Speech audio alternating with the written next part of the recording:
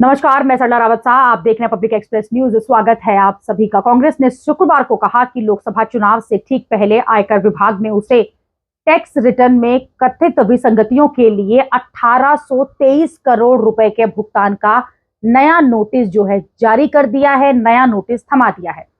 Party महासचिव जयराम रमेश ने यह दावा किया कि लोकसभा चुनाव से ठीक पहले कर आतंकवाद यानी कि टैक्स टेररिज्म के जरिए विपक्ष उन पर हमला कर रहा है, उनकी पार्टी पर हमला कर रहा है। वहीं सोशल मीडिया एक्स पर कांग्रेस ने लिखा है कि इनकम टैक्स के जिन नियमों की आड़ में कांग्रेस को परेशान किया जा रहा है, उन्हीं नियमों को लेकर बीजेपी को छूट दी जा रही है। कांग्रेस का 14 लाख रुपए का वायलेशन बताकर बीजेपी के इनकम टैक्स के विभाग ने कांग्रेस के 135 करोड़ रुपए ले लिए, लेकिन बीजेपी को 42 करोड़ रुपए का चंदा देने वालों का कोई नाम नहीं है, ना कोई पता है, उस पर कोई एक्शन जो है वो नहीं लिया जा रहा है। इनकम टैक्स ने बीजेपी के 42 करोड़ रुपए के वायलेशन पर तो आंख पर पट्टी बांध ली है, लेकिन कांग्रेस के 14 लाख रुपए जो कि हमारे 23 नेताओं ने दिए हैं, जिनके नाम और पते भी हैं, उसके आधार पर हमसे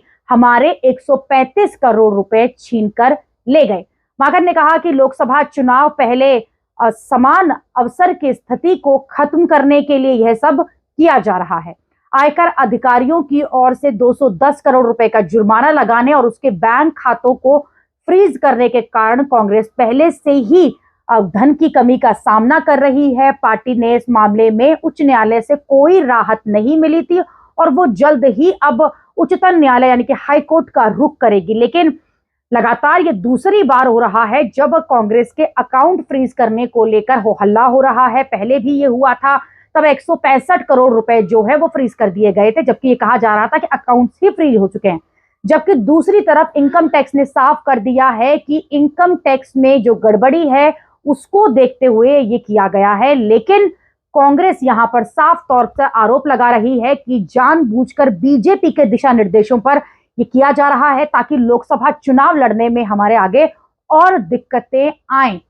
इसी सवाल को लेकर यूएन भी सवाल उठा चुका है, अमेरिका भी सवाल उठा चुका है।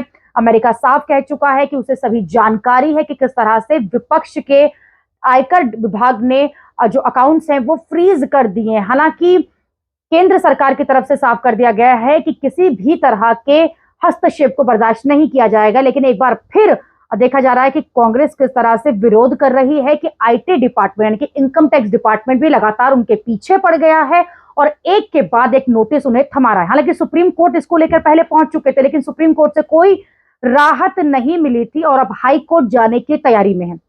अभी के लिए इतना ही। अगली खबर में आपसे फिर होगी मुलाकात। देश और दुनिया की खबरों के लिए आप देखते रहिए, आप जुड़े रहिए पब्लिक एक्सप्रेस न्यूज के साथ। धन्यवाद।